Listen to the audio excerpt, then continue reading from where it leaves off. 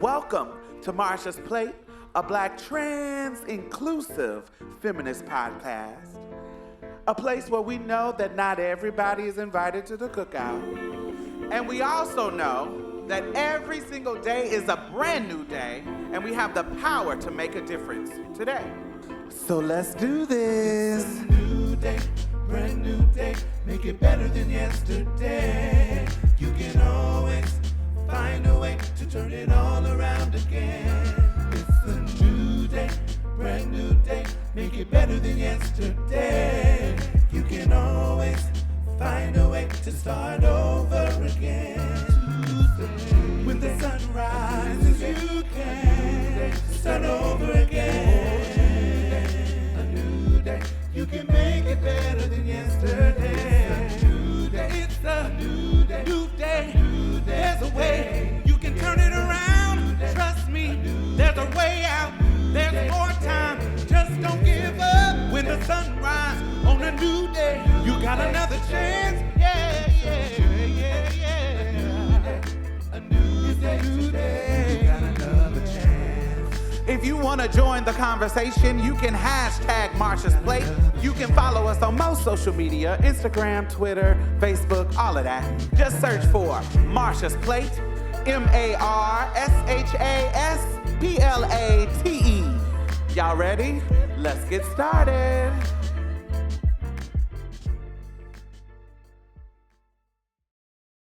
Hey, what's up, y'all? What's going on? Oh, man, I just had the fucking worst travel experience of my fucking life. Oh, no. What do you mean? I was in Atlanta for, I was doing some work with Marsha P. Johnson Institute, and I was in Atlanta, and so I was trying to come home, and baby, when I tell you, they kept canceling and canceling and canceling every flight. So it has taken me 2 days to get home, and I'm finally home. 2 days. It just has been crazy. That's a lot. Girl. That's a lot. That is a lot going on right there. 2 days. So how does that work? Like it took them 2 days to get you a flight. So do you have to stay in the airport? Do they get you hotel accommodations? Like how does that work? So I got to the airport at 11 a.m. for a 2 o'clock flight. So 11:30 a.m. checked in because I was like, oh, I don't want to be. I checked out of my hotel at 11. So I was like, okay, I can just go to the airport and chill. And so I was like, okay, so I'm early. Let me go get some Popeyes. Let me go, do chill. Time or whatever. So when I come up to the ticket booth, she say, when I go to the kiosk, it says, you need to go talk to the ticket agent because your flight has been canceled. I was like, oh shit. So I go up to the ticket booth. She says, oh yeah, they canceled the 2 o'clock flight. So I'm gonna put you on the 4.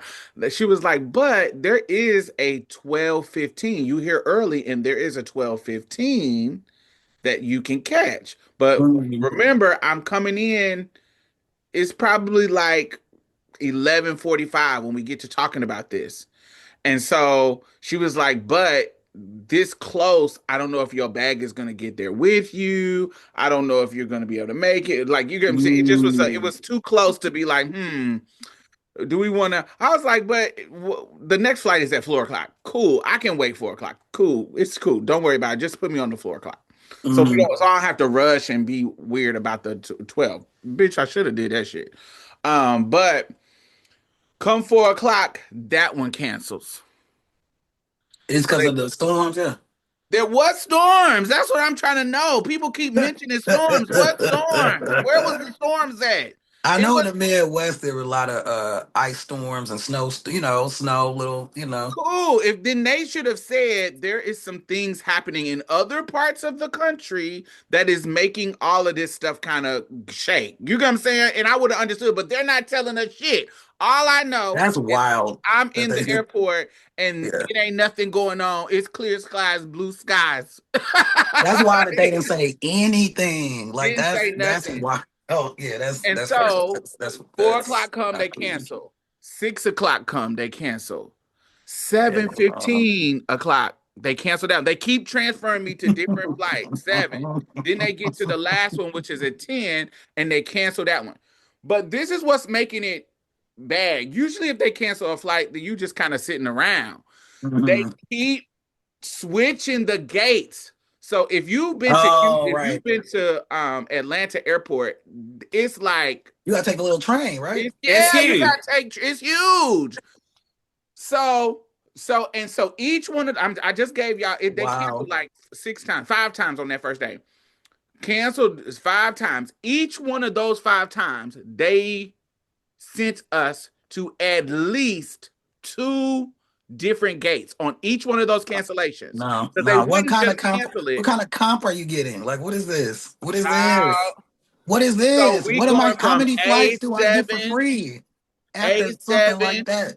That's wild. B17, D12. Then you get to D12. They say, no, they're just going to cancel it all together. Let's put you on another flight. So they was like, all right, so now you're going to go on to 715. That's going to be at BO2. So we go to BO2. No, we're going to switch it to A12. Now you got to catch the train to A12. So mind you, this happened 5 times. And my feet got blisters on them for walking up What and down this fucking airline? corridor. What airline were you flying? Delta. Delta. Damn, damn. So once 10 o'clock hit, and because they're not telling us stuff, I could Right. easily go to another airline, but they're telling me that, oh, we're going to get you on another It's flight. right. So Right. I'm Shit, not yeah. going to the other airline. So by the time we get to 10 o'clock, no other airline is going nowhere. So now they said, okay, Damn. we're going to give you a hotel voucher. So I'm like, At cool. least. Where y'all gonna send the hotel voucher? They said we're gonna email it to you. Everybody should have gotten an email by now. Blah blah blah blah. But remember, I'm coming here to work for somebody, so I didn't pay for this shit. The people who I work contract with is the one who paid for everything. So the email went to them, and it's Right. 10 o'clock at night. So I text them. Of course, they ain't at work. So I text them, hey, can you send me the email with the hotel voucher because I'm my blah blah blah blah blah blah blah. So they don't respond for like about an hour. So I'm like, yo. So I'm panicking. So now I go ahead and book me a hotel myself. Well, And so I say, okay, well, I need to get my bag because da da da. They say, oh no, no, no, baby. We don't give you your bags back. If you're gonna stay with us, we only give you your bag back if you're gonna go to another flight. Ah, that's a so lot happening. There's a I try to lot they finally happening. forward me the hotel voucher, but they don't allow you It's a to lot. they don't allow you to pick your hotel. They give you particular hotels that you pick. Right. Right. So now I done picked my kind of hotel, honey. And so they say, well, I asked my hotel people, can they refund me my money? And I'll just go to the hotel they picked. They was like, no, no, no. My people was like, oh no, you don't already booked the flight, baby. You don't already booked the hotel. So I end up having a state of mind. But when I talked to the baggage claim person, they said, as long as it's not over $200, they will reverse it. And so mine was right at that threshold. So Mhm. I keep the receipt so I can get them. So I get up in the morning thinking that they were gonna put me on something early in the morning. Baby, they said, baby, we got you a flight at 7. 7 at night PM. PM. I was like, I've been here since 11 yesterday. How the fuck you gonna put me on a flight at 7? So I go up to the ticket. It's the same lady who Wow. was helping me first. So she was cool. So I said, hey, yo. She was like, why are you here? And why are you in the same clothes, Why girl? you still here? I was like, do you know? And I'm explaining it to her. She was like, what? She was like, let me see if I can get you on a flight earlier. So she put me on standby on a flight at like at 2 o'clock.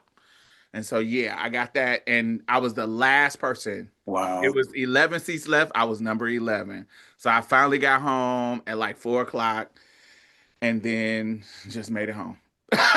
So, so, Ooh. so essentially, you was running around like Kevin McAllister's mom in Home Alone. Period. Girl, these That's a airlines know lot. the fuck better, and That's a lot. now they want to be charging everybody for carry-ons and shit. Bitch, are you fucking kidding You me? charging for carry on Y'all already making a besides mother. Spirit and Frontier. Honey, y'all already making a motherfucking killing, honey, off of us. You got this motherfucking Airbus with 200 people in it to start with, bitch. Honey, you knocking niggas over the head with at least $100 a ticket, bitch. And you mean to tell me I got to pay to carry on some shit to get on your shit that I done already paid to get on? But wait, it gets worse. So I get to the gate to get my standby. So cool. I'm happy because I get to go home and I'm on the affirmed seats. I'm a little bougie, a little taste. So I don't be in the back of the plane. So I'm not used to that no more.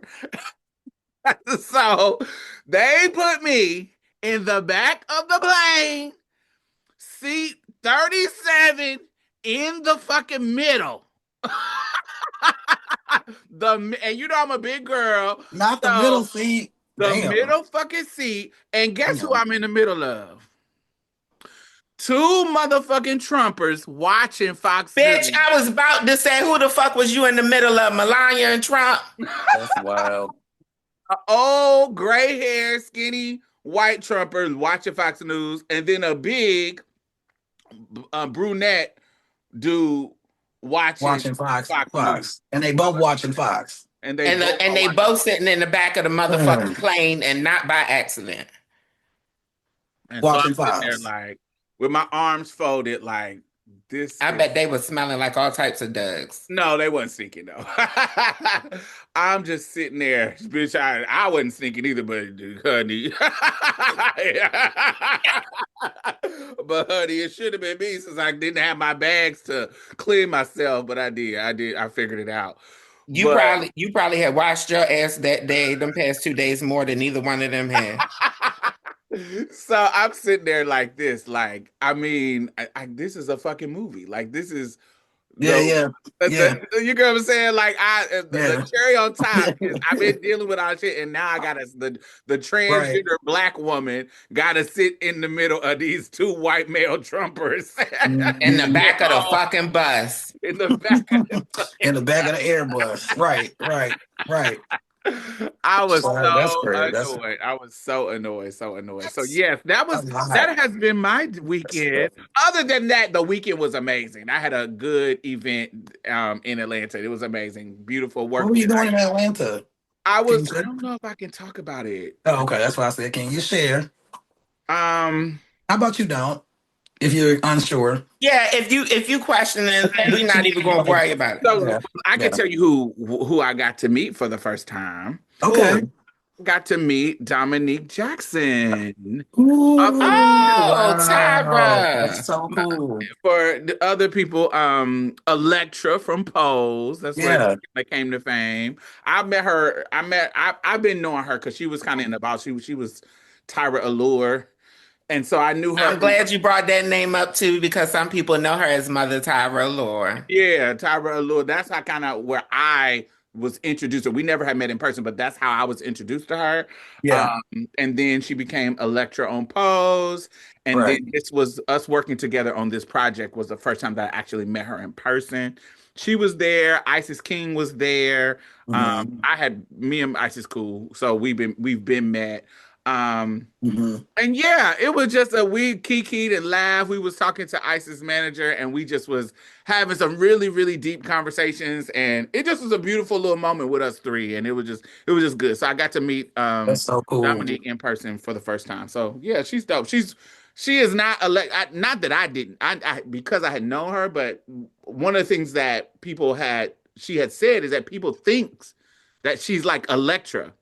Right. When they first meet her, and I'm like, I know. Especially after her appearance on HBO Max Legendary, she had brought that Electra persona with her a little bit, and I think some people also didn't catch that she was acting. You know what I mean? So, but it's one of those things where she, even her ballroom persona before Electra came along, she was always known to be a down to earth lady. And it's super, super intelligent. So she's just one of those dope people in person. And that's really cool though. Yeah, she's just cool. I love this. So yeah, it was other than the flight bullshit, that the event went amazing. How about y'all? What's been going on with y'all this week? I've been just settling in, I've been telling you about that behind the scenes, just settling into my place. I had been kind of hinting around about the next step in my content journey. After listening to you and watching you so much, I think I've started to find my niche. Also had other people in my ear repeating what you had been telling me. So I think I'm finding my niche and I'm working on some content behind the scenes, working on improving the quality of my content. Everybody who's watching and listening, I should be looking and sounding better, honey. And yeah, I was on the panel with Maddie yesterday, but I'll get into more of that later. What's been going on with you, Jay? I've been kind of going through some transitions, in terms of where I've been staying and things like that. This past week was nice because I was able to get some clothes. A lot of my clothes got destroyed and some really messed up stuff happening with my house because whatever. But I finally got some new clothes and got some new things, and that felt good because it's been a minute. Put on something nice, put on something decent. Besides stuff that's just to carry me through day to day. Which I am and was grateful for that too. But it was nice to be like, I'm going shopping a little bit, So that's what's up. But yeah, just taking care of business. That's all. The last couple of weeks and this week, just TCB, on the grind. The kids don't understand no TCB. Oh, Taking taking care care of of business. business. Honey, y'all can use Take that care of as TCB. Suck it to y'all me, can suck use it to me, that. suck Y'all it to can me, suck it to me, incorporate suck that it to into me, y'all suck it to me, text suck it to me. lingo, honey. You know the kids, they always trying to shorten something, honey. TCB, honey. Yeah, so that's what's up with me. That's what I've been on. Just, getting things together. So let us know, how is your holiday travel plans to avoid the hustle and bustle? What is going Mm. on when it comes to y'all travel? What is y'all worst travel experience? And let us know. Mhm. Hashtag March's Plate. I'm sad. Honey, Right. hashtag Exactly. MARSHASPLATE.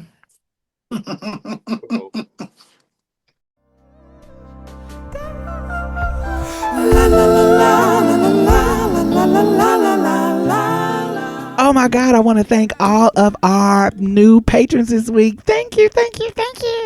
Yay, yay, yay, yay, yay. So, not only are you helping to sustain this particular podcast, I also donate to other podcasts, I donate to other organizations. I have my finger on the pulse of the community. And I know a lot of grassroots organizations that are doing great work out here. So you're not only helping to sustain us, you're helping to sustain other people in a community because I put my money where my mouth is. That's just the kind of bitch I am. Community as fuck. So thank you. I really, really appreciate you. And if you have not become a patron, why have you not? You can donate as low as $1 a month. It doesn't matter. Anything helps. Please. Do I have to play Sarah McLachlan and show you puppies? Like, what do I have to do? Do I have to resort to what the white people do to get you to give them money? Anyway, the link is in the bottom. Back to the show. Like I was just saying a minute ago, I was on a panel with T.S. Madison last night. It was me, Madison, Quaytan, Caden Coleman, Mhm. Jasper. I forget Jasper last name, but he goes by King Quartz. Mhm. Josh has been Um, on the show. Jasper's been on the show. Yes.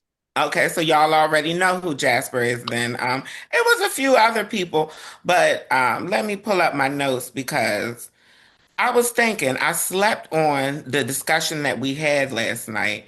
And for all who were there, you already know there was some slight discourse between me and the sister, Erin Lang. Shout out to Erin Lang. It's all love here. Um, Aaron will but be on the show in about 2 weeks. shout out to you, Erin. Welcome on, honey. Side note, I would love to be involved in that interview if possible, if it hasn't already been recorded. It's already been recorded. Oh shit. Um, But yeah, me and the sister Erin Lang, who y'all will get to know on the platform, there was a bit of discourse between her and I. In our discussion last night, I heard Erin feeling like trans women were being blamed for the invisibility of trans men. Some trans women feel slighted, or some trans women feel attacked when trans men say or voice the fact that they don't feel heard and they don't feel seen in the community. They feel like when people think about transgender, they think about trans women.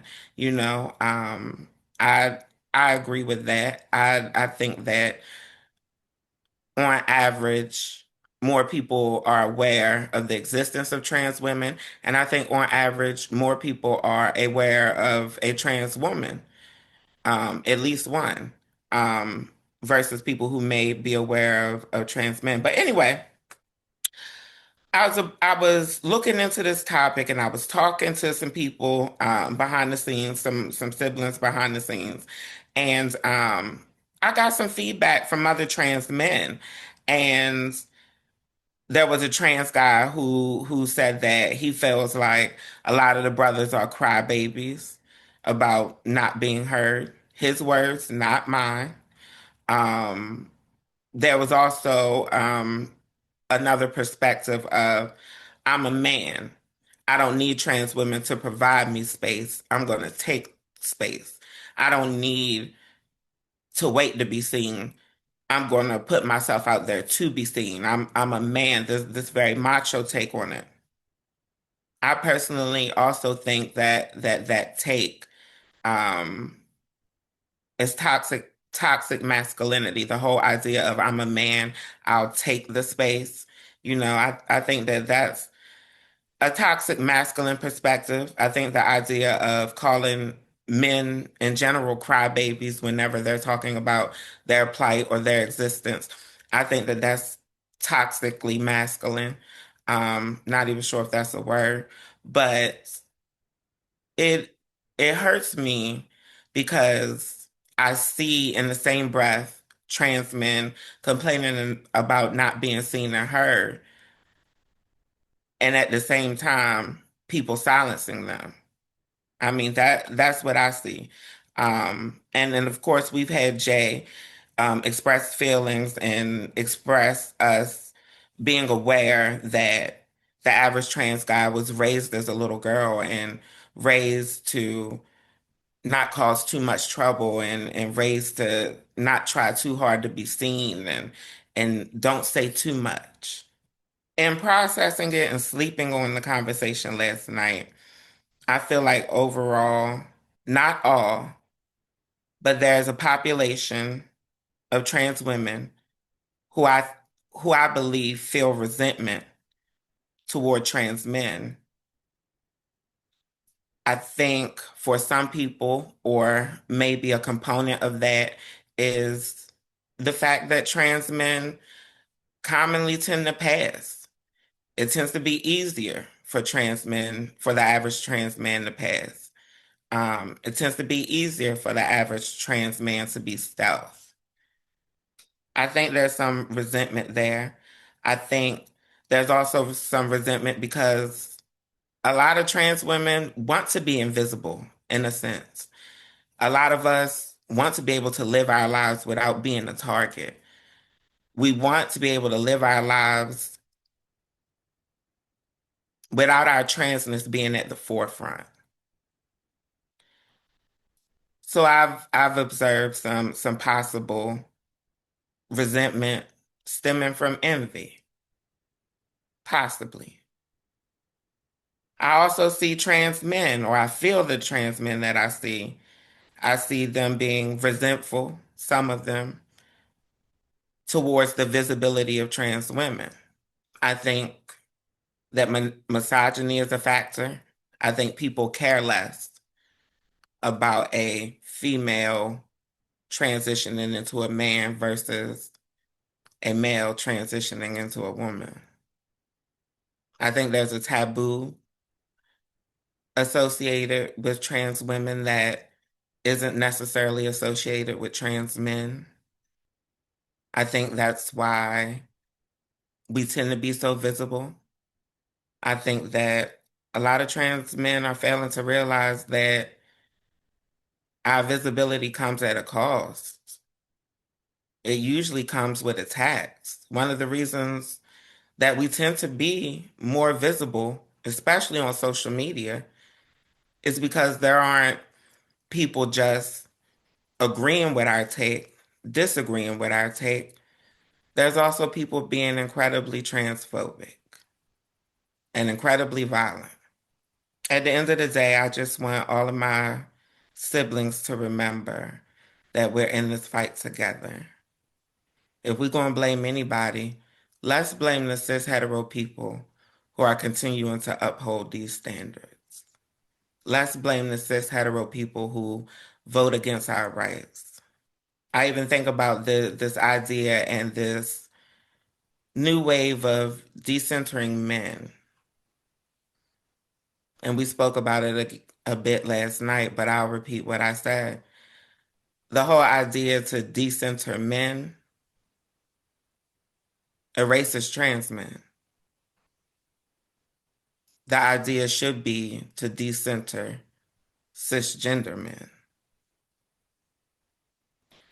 These are my observations. Of course, I can't genuinely psychoanalyze every trans person who's had a take or who's had an opinion, or even everybody who was on the panel. But it's something I felt compelled to share with y'all. So I'm just curious, what do y'all think? Yeah, I mean, I think I don't know about everything that you brought up because I don't know if I can speak to some of the things regarding trans women. I don't feel comfortable. That's my place, my lane, or understanding of those dynamics. But I will say that, uh, yeah, I'll talk a little bit more when we get to my topic too. There is a shift. I think there's been a shift a little bit in just every kind of identity based kind of organizing spaces, particularly within the last 10 years, especially after COVID and uh, algorithms and things to have folks kind of going at each other instead of looking at the folks who are in power and creating these situations that we're fighting against. Instead of focusing on the goal that we're all fighting towards, we fighting each other. I do think that's an element that's true.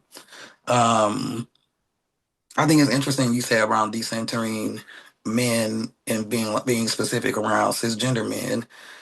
Um, I think I know most trans masculine people, trans men, trans masculine people, especially black people, were raised and socialized as black women and girls. I feel very comfortable saying that. So I know, like, I will speak for myself. I know that's my situation. And that informs how I move in the world after transitioning medically and being read as cis assumed. Not the entire time being read as cis assumed, which is like a thing. You know what I'm saying? But and I know that like we're kind of new to the conversation about trans things. So it does make sense to be clear about that. I think that's important because I do think that a lot of times people project experiences with cisgender heterosexual people onto trans guys when the majority, not everybody, but most come out of experiences as lesbians. And not everybody had cis het normative dynamic. Like some of the shit is just like not even familiar that people are being expected to hold and be responsible for the type of shit. You know what I'm saying? So it's like I don't, you know, I've shared that like for myself. Like I didn't come out of a cis heteronormative kind of experience in my relationships or how I moved in the world. So it's like, or even the trans guys that I fuck with. So like, I'm not in a space with people that's on fuck shit in the way that other people might be. Um, and I do think, yeah, I think what am I trying to say? I think there's a overlap and there's some conflation that has happened around this era of quote unquote organizing within the last 10 years that has is bigger than us and bigger than just trans people. But happening a lot of identity based shit where the language has been manipulated. We've lost a lot of institutional memory. A lot of people who have the experience before the last 10 years, those voices and what in those experiences are not being welcomed. And if you don't know your history, you don't know where you're going. If you don't know what's happened in the blink, 10 years is not a long time as you get older. So it's important to know what happened before 10 years ago so you can be prepared what's on the other side of what's about to this bubble that's about to burst around the nonprofit industrial complex about people having speakers bureau gigs, all that shit. All that shit. Because it all existed when there wasn't big budgets. It all existed in a form, you know what I'm saying? It was grassroots. It wasn't a career path. You know what I'm saying? So like I think that has made the conversations a little weird because just like other marginalized communities, our community was also caught up in that bubble.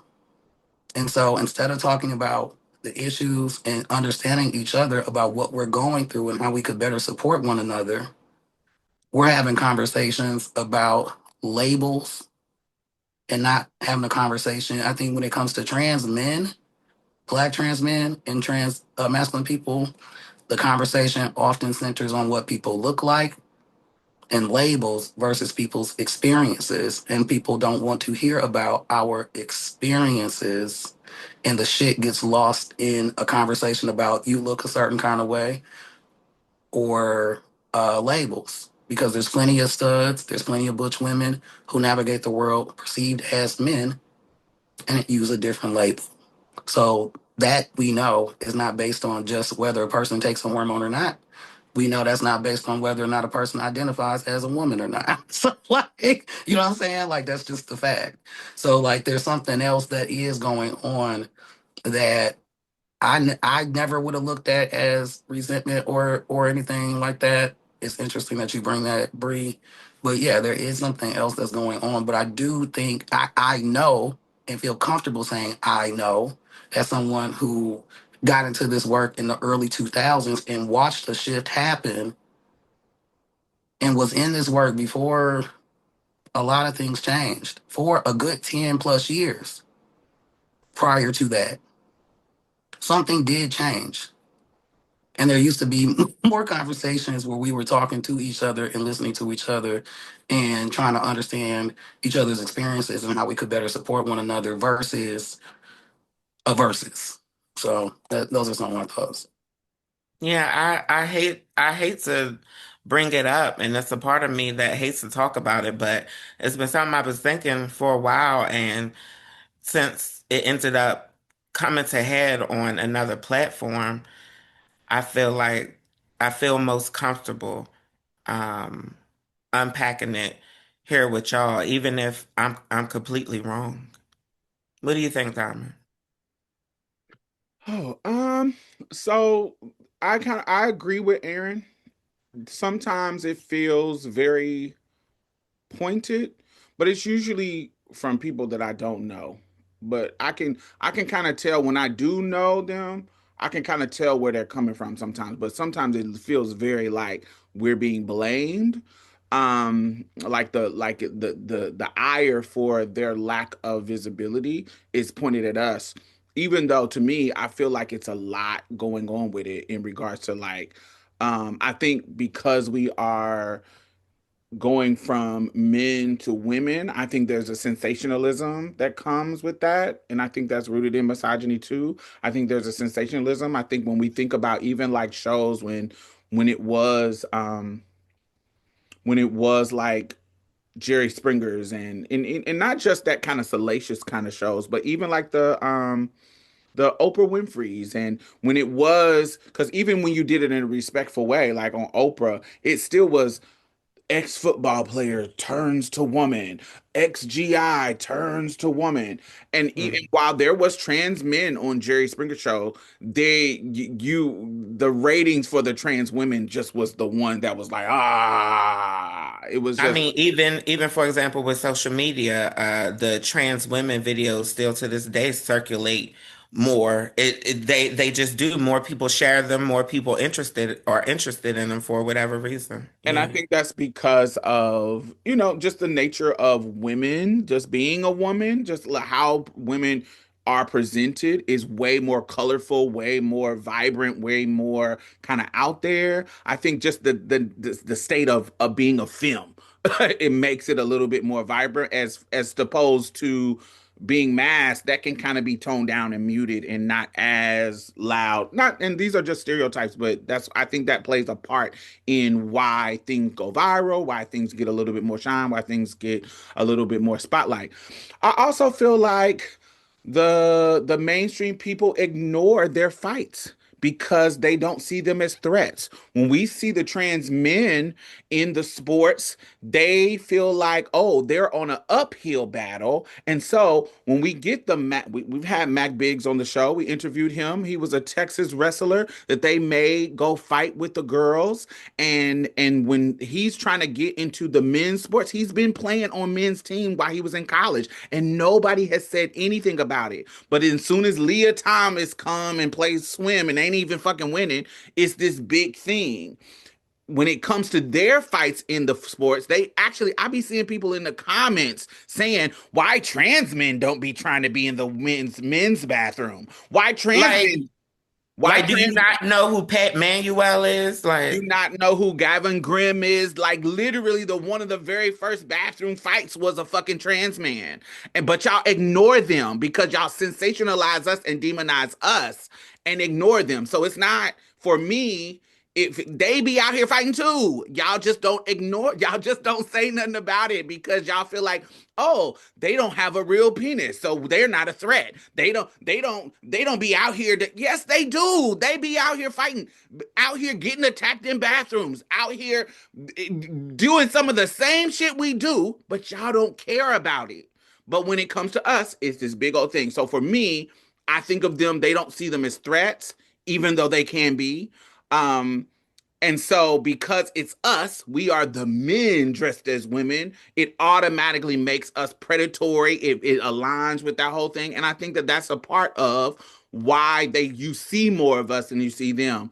And a lot of the writing and opinions of second and third wave feminists, they would say, now this is not all of them, but if you read a lot of their writings, they would say trans men only transition to come out of the confines of womanhood.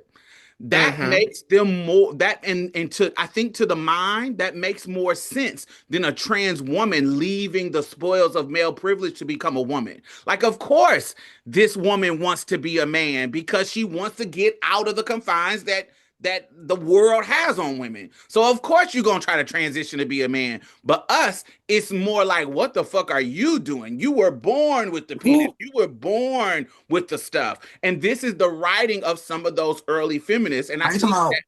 that White women? I'm talking about black and white. I done read it from both. Yeah, TERFs is the TERFs I still talking use about the those turf people. talking Yeah. points today. Yeah, that's a Yes. talking point from black and white feminists, Uh-huh. especially from second wave and third wave. But So okay. Yeah. I think that mindset that goes along with them not being threats and them not being them being more understood. Like, of course you want to be a man, of course, but you as a trans woman, what the fuck are you doing coming in our space? You're either a threat trying to get me together where I don't feel safe around you, or you being born male is the misogyny. Invasive. It's invasive in itself. Right, it's invasive, and you wanna bully yourself because you was born male, bully yourself into our bathrooms, bully yourself into our locker rooms. That male moniker is a threat and is something that is sensationalized and weaponized against us. That I don't think is the same on that side. And Yeah. so for me, I think all of these plays a part in how the spotlight is turned. You can't weaponize them like you can weaponize us. The political, even on the political side, when have you heard about them using a trans man story compared to our stories as the boogeyman? It's very rare. So I think that there's a difference. And my last statement is for me, going back to what Aaron said as far as the dire. For me, in my personal experience, and this is not everybody. I know I'm out here in these streets with trans men. I know trans male, trans masculine leaders. I know them. But I also know niggas, just like I know stealth trans women. I know niggas who ain't coming foot in community to organize because they have the privilege of passing. They don't want to be outed. And to me, in my experience, I see this more often with trans men. Yes, do I know some leaders? Absolutely. But I have way more stealth trans men friends than I have stealth trans women friends. Way more.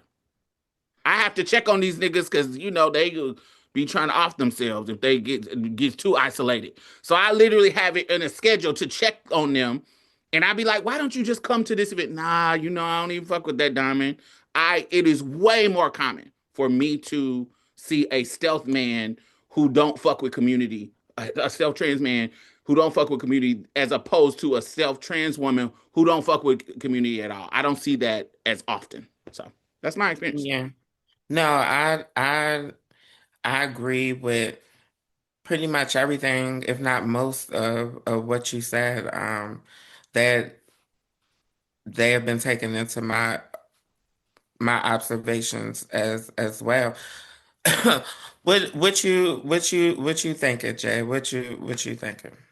I got a little thrown off with the when you brought up the turf part, because yes, that is a thing, but I also, like, we think about Cohombi River Collective and a lot of black womenism stuff and a lot of black feminist stuff was not on the same shit around us versus them. We got to be separate from men. We think the men are fucked up. Like, I just want to just name that as well.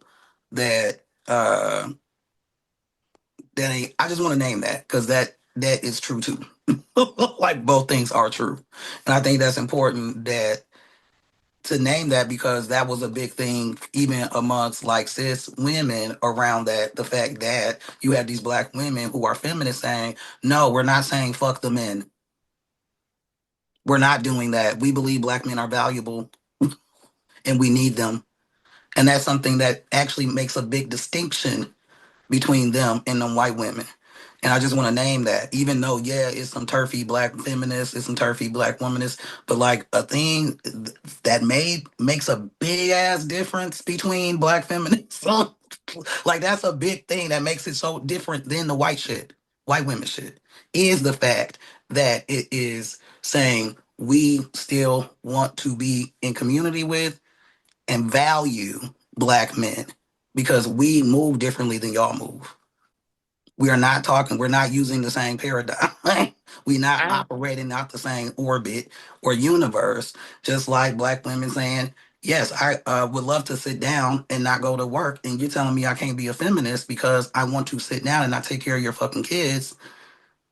Do you get what I'm saying? Like, there's some, there are, I just want to name that because that's something that used to come up a lot outside of this context, but in context around uh, when I navigated the world as a cis black woman. That's something that would come up in conversations with cis white women. And so it just kind of stood out for me. But the reason we have what we have now is because so many people, especially black lesbians, some of whom transition and were trans people, trans men, trans masculine people, who had opportunities to sit at a table, said, "Who's not here? How do we move the money? How do we da da da da da da?" And you had trans women who've done the same thing, and in certain parts of the country continue who do the same thing when it comes to trans guys, especially black trans men. And so what I'm frustrated is that all of a sudden we're not asking that question, which has always been the question, because that's how we improve what we do and improve our community. And when our community is doing better, we're all doing better. Somebody should be pissed the fuck off that there's no services around mental health for trans men in your community. Somebody should be pissed off that there's a fucking epidemic of suicide and people dying by suicide. And people keep, well, y'all look like men, as if all like that give, what the fuck does that have to do with shit? Either you give a fuck about your community or you don't. Cause that's some white people shit. Like I throwing some shit back on somebody and saying, well, y'all, when I just told you motherfuckers are dying. I'd be damned if someone talked about black trans women being murdered and someone said, well, y'all ain't doing shit about motherfuckers getting their ass whooped and raped. Why Oh, y'all not okay. Whoa, allowing? whoa, whoa, whoa, whoa, whoa, whoa, whoa. They do that. They say, well, y'all shouldn't be sex workers. Y'all shouldn't be tricking. That's the same thing. Did you hear what I just said though? Yes, it's the same You should thing. not do that. You should not do that. Period. You shouldn't do what you just said and say, well, you shouldn't be sex workers tricking, and nobody should be saying, well, y'all shouldn't be doing. That's what I'm saying. Like that is a relatively new thing that's happening in our community around organizing. As someone who's been in it for over 20 years, I'm telling you what I know from experience. This is not this kind of dialogue. This well, y'all is new in this new era around social media algorithms and all this other bullshit, and a lot of energy that's rooted in cis heteronormative fucking culture being centered in conversations about us. That is a relatively new thing. It wasn't no, well, y'all, well, y'all, well, y'all, well, y'all. It definitely was more like, oh shit, did not know that. Okay, so how can we be helpful for each other? I do agree with you. Pivoting to that, I do agree that that passing shouldn't be a part of the conversation, but I also have to keep in mind that I'm somebody who has passable privilege. But I also want to name like passing for trans, quote unquote, passing for trans masculine people looks like a lot of different things. And also within our communities, we emphasize you have to be intentional when you say you're supporting trans men that you're not just talking about people that you think are cis assumed men. Like that's not how this works, and that's not how we do the work in our communities. So it gets really frustrating to just get stuck on that because most of us did not start our journeys looking like cis assumed men, right? And so, and we were who we were then, I right? And mean, so, but I'm just saying, like, I'm just saying, like that the emphasis on that, and then also the fact that, again, like quote unquote passing, oftentimes is a very situational thing when you're 4'9". You know what I'm and saying? What you and know what I passing mean? and Like, passing as cis doesn't necessarily mean passing as straight. I know a lot of my right, trans brothers who do look like men. I've dated trans guys who do pass for cis, but they don't pass for cis hetero men. When people hear their right. voice, But they're not thinking this is a straight black man. right. And but then what we're not talking about is the suicide. We're not talking about the mental. We're not talking about how can if it's more black trans women sitting at tables and got some power to do what black women do, whether cis or trans. Who's not the fuck here, and how do we help the folks that's not here? How do I move some money over here to make sure that our brothers and our trans masculine folks in our community have what the fuck they need? I might not be able to do everything with the grant, but I might be able to take this part of the grant and have this shit work for them to do this, which is the same. We all do have done that over the years, whether it's trans guys doing it to advocate for trans women or trans women doing it to advocate for trans guys. So this idea that like nobody should get like that's where I'm like, we got to get out of that because that's that white culture mindset where where all of a sudden you get stuck on stupid and cognitive dissonance around human beings and their lives. No one should be that flippant about somebody's life when you're talking about a black trans woman who's being murdered or talking about a black trans man dying by suicide. The response to that should be, fuck, oh my God, what can we do to change that? Not, well, y'all shouldn't be tricking. Well, y'all shouldn't be so isolated. Y'all stealth, y'all da da da. No. And what I also do know is that a lot of quote stealth black trans men do a lot of work in the community. It's just not quote above ground. That's all. Because guess what? Who's not doing it? The folks who got the money and the funders, they're not doing it. So we're taking care of each other, whether it's in front of you or not in front of you, and making sure people can move and eat and get clothes and jobs and try to help people get connected to healthcare and all this other shit, because we're not getting that from the institutions in our community, because that's not a priority for them. Because also it's not a priority for the funders. Why? Because, like y'all mentioned, misogyny and sensationalizing and all this other bullshit, particularly after marriage equality. And you had these people that had money and it had to go somewhere, because it used to go to your Equality Kansas, Equality Texas, Equality Wisconsin, Equality Maryland to fight those marriage ballot initiatives. And then after that shit was won, that money had to still go somewhere. But fuck them and their money. I'm saying for us, we should give a fuck. Like, just more about each other. Like, if we dying, regardless of the reason, we should give a fuck and want to do something to change that. And I'm not gonna base it off of somebody that's not what they do. You know what I'm saying? Like, I'm not gonna be like, I talked to this random trans woman and that's not her job, or like her like the shit she do. Most of the people that did the activism before like 20 fucking 15, a lot of people had other jobs. It wasn't their career path. It was their work path. Do you know what I'm saying? It was their commitment to community path. These jobs didn't used to pay a lot of money. I just want to be clear, like, I know shit about the change and shit is fuck, like, this ain't about us versus them right now, but I'm just saying in general for all of us, these jobs didn't even used to exist in fam. We will like, so we gotta like divest from like, invest in us instead of what we think we should be getting from people and shit. You know what I'm saying? Like, I don't know. I know I kind of went on a tangent, but just like, don't let these white people money get our heads fucked up is all I'm saying, you know? I think I also, it's two things that I want to say. I think me and Jay have two very different lived experiences because I'm a trans woman and he's a trans man. And so the life that he lives in areas that he saw, I didn't get to see. When I was coming up and I saw jobs being taken and gatekeeping happen, I saw a lot of trans men in position of power that was not opening the door for trans women when I was growing up in these positions where it might not have been a career path, but it was their job, and there were no trans women in those positions of power. And it was a lot of gatekeeping. It was a lot of turfy shit, even from the trans men. And so that's my experience. I'm not saying that his experience is not true. I'm saying my experience when I was coming up in the late 90s and the early 2000s, there was organizations that was around, usually led by gay people, whether it be gay men or lesbians, and people who were under them, their deputy directors or their program managers. I saw many of trans men in those positions, and they were being very, very gatekeepy, and there was no trans women.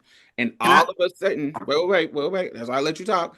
All of a sudden, now that trans women are getting some kind of shine, now it feels like there is a ire. It feels like there is a negativity pointed to us and expecting us to do something that's not in our power to do. But that same heat from this is my own experience. There's trans men right now that are in leadership that I never see other trans men. Now it may be behind the scenes, but I never see their name mentioned in calling them. They run multi-million dollar orgs. And when it's time to say something about people not doing what they supposed to do, it feels like the finger is always being pointed to trans women nowadays, as opposed to these trans men who also lead programs and they're not doing what y'all expect them to do. It just, for me, it feels like it's always an ire that's pointed to us. And I don't like it. It annoys me. And while I understand some points, it feels like, nigga, we just got here. And from my perspective, y'all been in positions of power and doing certain things and was not, and from what I saw, early 2000s, y'all were gatekeeping. And now y'all see us this whole renaissance happen. And now it feels like it's like some ire that I don't understand, but that's what I feel. I want before hold on. Can I ask a couple things, Diamond? One, in the late '90s, early 2000s, were those people early in their transitions? Some of them, but some of them no. Were the majority of them early in their transitions? I would say half. Okay. And then my other question is, when you're talking about those experiences, are you talking about local organizations or are you talking about national organizations? Local and national. Because the other part that's the difference too, Diamond too, is like you said, around our perspectives around the organizing. I was a baby coming up while this stuff was turning into a profession and was kind of coming up in those spaces in the early 2000s. Like that's the only kind of work I've ever done, pretty much. That's been like the work I was doing before this was like a career. It was kind of like just trying to make sure I can live because I'm committed to this work. And that's how a lot of people were approaching the work. Was like, I'm gonna try to figure this out because people weren't getting paid big salaries to do the work. That's a perspective. That's a part of the perspective I'm coming from too. I just want to name that is from somebody who was a lesbian and black and kind of coming up as this infrastructure on this level was being formed. That is a big part of my perspective. That's not just because I'm a trans man. And is you know what I'm saying? Like, and I think that's important. And what I also saw was a lot of people who were lesbians who were already in these spaces who then transitioned, and I do think that accounts for a lot of the disproportion. And if people work their ass off as black women to get where they're at, who the fuck are you to say fuck that and fuck you because now you look like a man? I'm not saying you're saying that, but that's so disrespectful. And it just is like, well, I don't give a fuck about the fact that you're trans because you look like this to me. So therefore, even though you had to do the work to get there and overcome all this shit as a black woman who's a lesbian, but now that you've already, do you know what I'm saying? Like, that is bonkers because if it's good for the goose, it's good for the gander. If you give a fuck about it and say, I respect it, and I think it's great that you did it as a black woman, I don't understand how that can just be thrown out the door because a person took a hormone or to you looks cis assumed. I'm not saying that's what you're saying, but I think oftentimes that's how that also lands too for a lot of transmasculine people, particularly who are older. Because it's like, the fuck is this? You just called me on a Tuesday when I just grew the mustache. That's all. I just Well, from my perspective as an outsider, watching people like y'all, and in some cases y'all specifically doing the work, um, as as a kid coming into it, when I came into it, um, in the 2010s, um, to me, I got the impression that there were more trans women in the streets, but more trans men in the offices. And I think I hear both of y'all saying that. Yes, and when I was growing up, so I didn't grow up, I didn't come into the space as a butch queen and then kind of transitioned. When I was growing up, when I came into trying to get in like organizing space, I had already been a woman for 5 years, a teenage girl. And so by the time I get older and I'm meeting national people and I was already a girl. So what I'm seeing is trans masculine people, some of them early in their transition, some of them later in their transition, that were in positions of power, and there was a lot of gatekeeping. This kumbaya of we are thinking like, ooh, we want to bring everybody in and help everybody. That is not what I experienced. I experienced a lot of trans women being pushed out and just seen as numbers and just seen as clients. We were not being seen as resources to be put in positions of leadership. We were seen as a number. And so there was a lot of gatekeeping for positions. There was a lot of ivory tower shit going on. There was a lot of stuff going on that I saw from my own personal experience that didn't feel like this this all-encompassing community togetherness. Ooh, we want to do it for everybody. I didn't experience that in the late 90s, early 2000s. It was very gatekeepy. They saw me as a client. They saw the girls that I was hanging with as a client. And even girls who had degrees couldn't get in positions. Even when they had degrees, couldn't get in positions because people was gatekeeping it. It What wasn't kind, some kumbaya. Diamond, were these public health kind of work? Like, what kind of organizations? What were the services? What kind of nonprofits are you talking about? Just All want, of yeah. them, any kind of HIV stuff, because that's really what was popping. Any kind of public health stuff, any kind of we have Brothers United, that was one.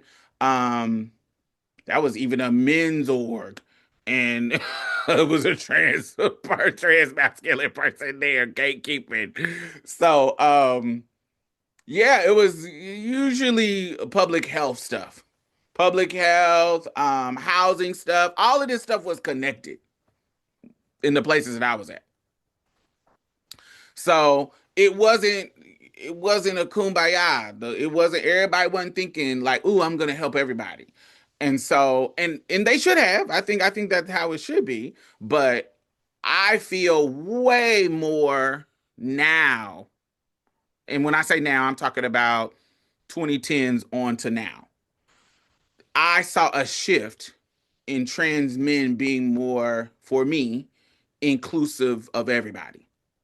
And kind of many of them dropping that kind of old school turfy stuff or whatever, how they thought about trans women. It started to be more community like. Um, so I started to see it more. And then once this explosion of visibility happened and the capitalism of, oh my God, I'm seeing people get this amount of money. I'm seeing this people get this amount of money. I'm seeing people do this.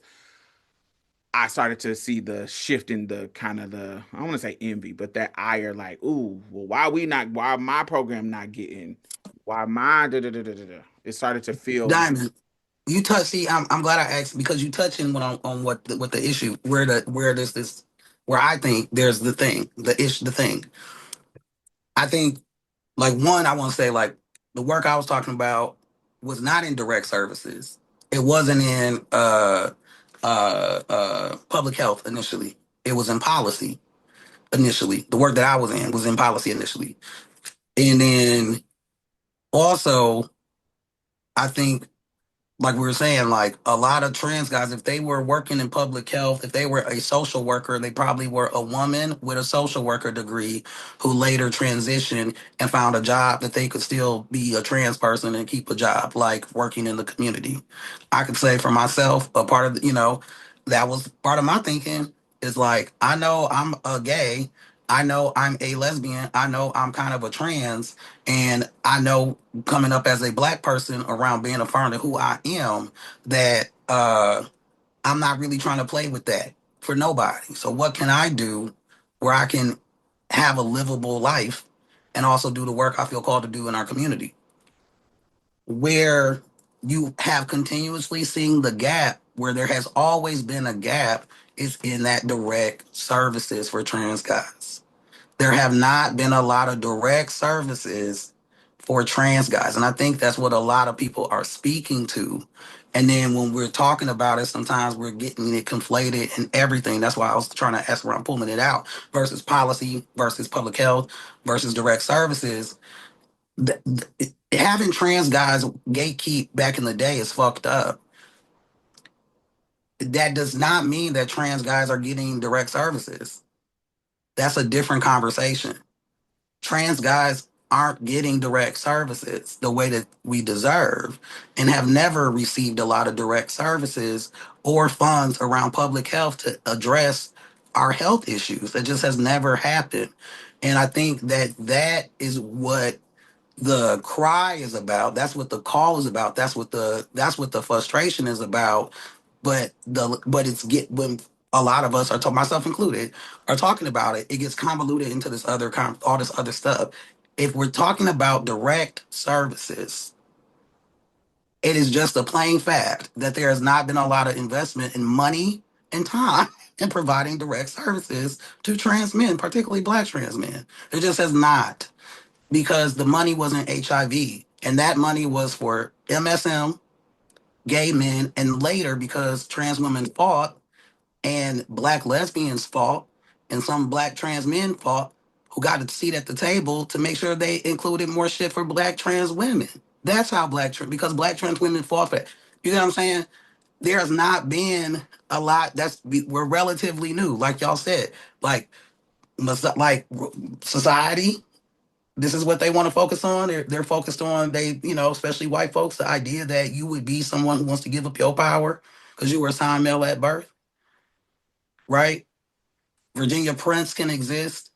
Christine Jorgensen can exist because people with vaginas can't get a bank account without their father or a man literally coming in to co-sign in person for them to even open a bank account or get a credit card so they can even try to pay for a surgery or even consider or look into this trans shit.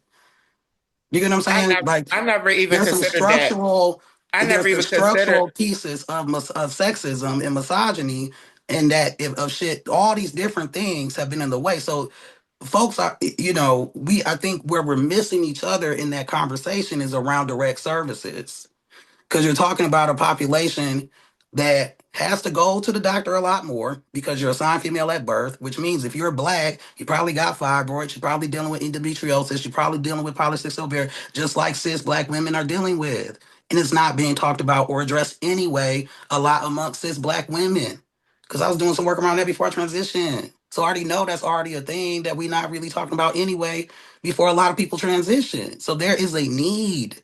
And then we see the spike in the suicide, you know what I'm saying? Folks dying by suicide. So I think that's where the shit gets lost is like, you know, we're not naming the thing. The thing is the money part.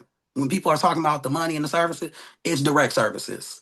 I think that's what people are speaking to is we need more direct services and we need folks to advocate for us to get these direct services and some money for those direct services. And even though we do what we can do, the way that we do this thing, as we all know, is that we all do what we can do. If you're behind enemy lines and you can move a little money here or move a little bit of that grant there or have a little bit pay for a little bit of something here, then do what you can do. That's what we do. We don't say, well, you don't deserve it because you out in the street, or you don't deserve it because you stealth, or you don't deserve. No, if we got a lot of trans guys who are stealth, that means that we have to do our work differently to make sure we reach those people. That's all the fuck that means. That's the beginning and the end, right? Then we approach them differently than we approach the trans guys who aren't super stealth. That's the only thing it means when it turns, in my opinion, when it comes to providing the service to the community. You're trying to meet people where they're at. Just like I wouldn't say, or nobody would say, well, fuck them. They on the street. Who out here working the stroll? We're not going over there because it's too dangerous. We don't think. No, you're gonna meet people where the fuck they're at. You know what I'm saying? And so I think we just get the shit. I think the shit just gets convoluted. And I think we could all agree that there's not a lot of direct services for trans guys. This is not. And the people that fund the shit for public health ain't funding that like that. And that's just the truth, regardless if trans guys are working at the fucking office. That's not the majority of the trans guys that need the fucking services. And so I think like that's where it just gets a little weird because we're talking about individuals when this whole community is sitting here lacking services, regardless of who the fuck is gatekeeping or not.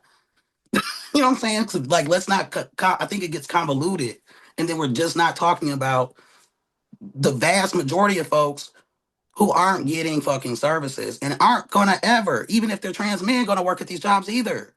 The majority of trans people ain't gonna work at these fucking jobs. But what matters is if we get a seat at the table, we're gonna do all we can to make sure all of us can fucking eat and get what the fuck we need. I You know do. what I I mean? think Whether I you don't a believe trans that. dude and you won't fuck shit, or whether you're a trans woman or you're non-binary and you're fuck shit, then we need to be calling that out and calling people in and and do what the fuck it needs to be done. And I'll say very comfortably. I'll say very comfortably, yes, I got issues with motherfucking BTAC and BTMI shit. I do, right? But that's not, they don't do local shit. At least they don't, at least my understanding, they don't do local shit. You know what I'm saying? And I have my critiques, but most of the work that's being done is happening on a local level. So it's like whatever we can do, and everybody has different experiences. Some places, this is not an issue when it comes to trans men and trans women, particularly in the Black community. Some other places, this is, excuse me, more of an issue. Particularly in places that are better funded, this is more of an issue. That's my observation, you know what I mean, over the years, is that in cities where you have more money, you have more of this conversation versus in cities that aren't funded at the same level in terms of having centers and things like that. So, I don't know. I don't know. Those are my thoughts.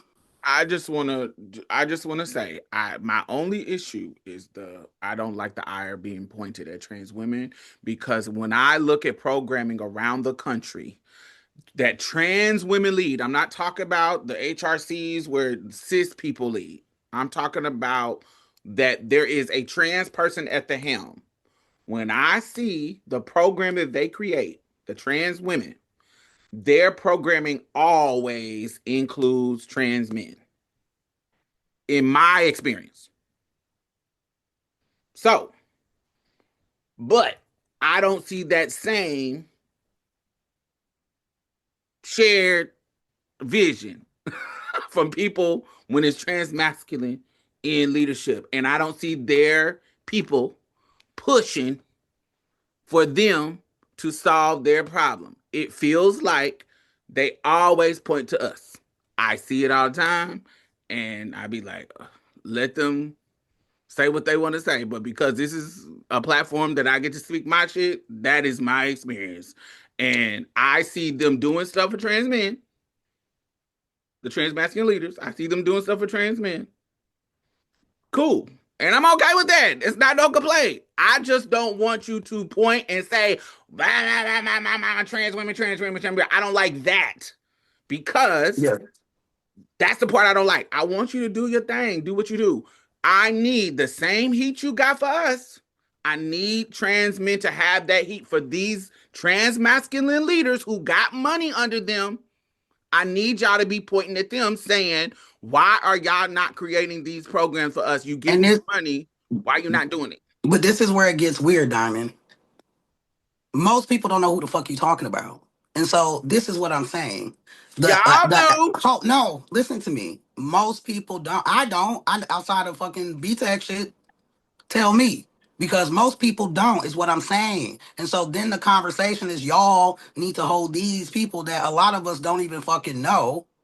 Instead of talking about again the suicide. Again, people are dying. Again, people are dying. Again.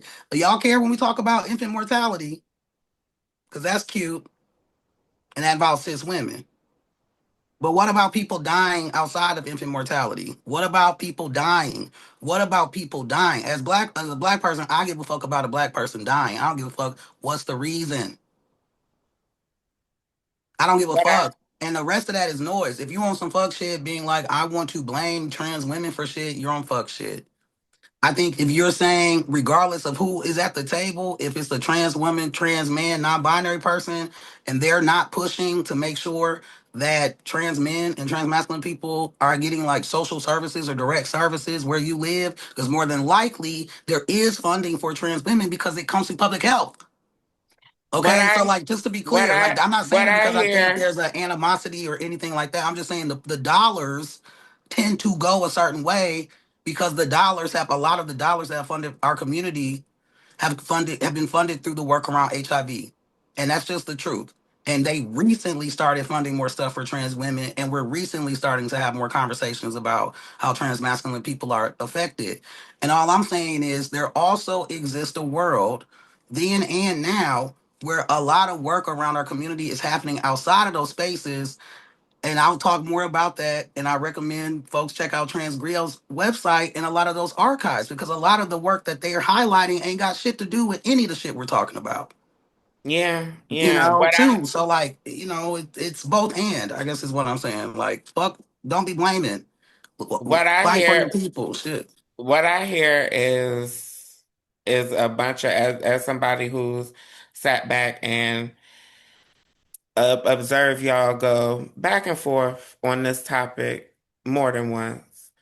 Um, what I hear is there is resentment from both sides. I feel like I hear between y'all specifically, I think the nuance that y'all add to this conversation as a whole and y'all personal experiences, it sounds like that in some cases there's resentment for trans women who are being more of a focus when it comes to services. And there's some resentment because the trans men are more often in the offices with power and control over these services, yet none of the services are really geared toward them. this is That's it's all I'm just saying. That's all I'm saying. That's all I'm it's saying. And that's just where I'm saying, why is that part I hear you, least Jay. Let me important? finish. Let me finish. Yeah, Damn. yeah, yeah. God damn. Um, but ultimately, at the end of the day, is I agree with both of y'all. And regardless of y'all stances and how y'all feel based on y'all experiences, at the end of the day, I see Diamond consistently providing space for trans men. I mean, clearly in every episode. And I see Jay behind the scenes being very effective in my healing as a trans woman, even if he don't help no other trans woman in the world. Um, he is very effective in helping me, and I love having him here. But do y'all have any final thoughts? Yes, you know what it feels like. I don't know if this is a good analogy, but this is what it would feel like. Have y'all recently seen people complaining about Anuk, the model? Y'all know Anuk, Beautiful, yeah. beautiful model. People have been taking shots at her, but at other models saying that if it's a dark skinned model, they pick a certain type of dark skinned model and da da da da. We finally in a position where we got all of these dark skinned girls out here, and y'all want to be talking about it feels like that. I feel like we just now getting to the position where trans women is getting some kind of fucking scraps, and now all of a sudden we the enemy to the people. That's what it feels like to me.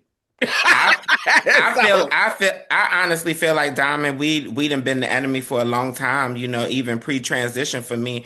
One of the reasons I was around trans people for so long before accepting my identity as a trans woman is because I didn't want to be the bad guy, I didn't want to be the target. And as an outsider pre-transition, I always saw trans women as the target and trans men kind of as the savior. But again, that's only my personal perspective, you know, growing up around trans people and being somebody who my trans journey was a bit stifled because I questioned my transness and I questioned more so wanting to live in my transness with all of the bullshit that I seen trans people around me going through.